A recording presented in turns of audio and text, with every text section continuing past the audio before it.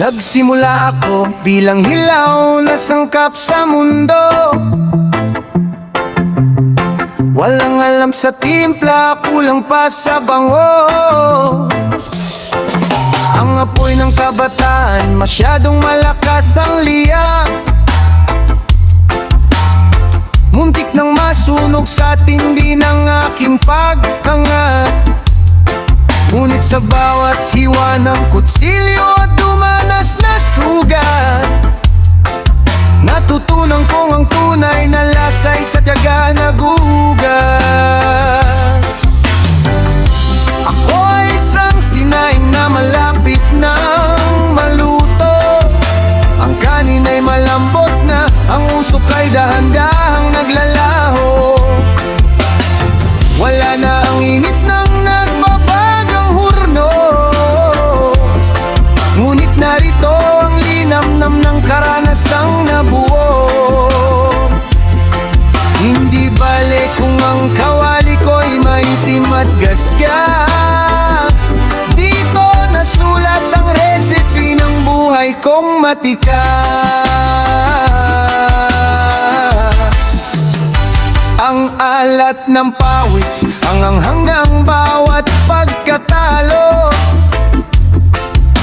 naging pampalasa sa putaheng ihahain ko sa inyo. Ang pagtanda ay parang sarasan na pinapakuluan. Habang tumatagal, lalong lumalapot, lalong nagkakalaman. Dati mabilis ang galaw, tila ba nagmamadali. Ngayon, mas gusto ko ang dahan-dahang pagkulo sa tabi. Ako ay isang sinay na malapit nang maluto. Ang kanin ay malambot na, ang usok ay dahan-dahang naglalaho. Wala na ang init ng nagbabagang hurno, ngunit narito ang linamnam ng karanasang nabuo. Huwag mong tignan ang aking maruming apron, dahil dito nakadikit ang lahat ng kahapon. Sa bawat hain ko sa mesa ng aking mga mahal,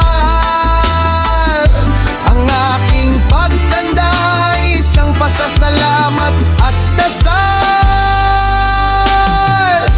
Ako ay isang sinaing na malapit nang maluto. Ang kanin ay malambot na, ang usok ay dahan-dahang naglalaho. Wala na ang init ng nagbabagang hurno, ngunit na ito ang linamnam ng karanasang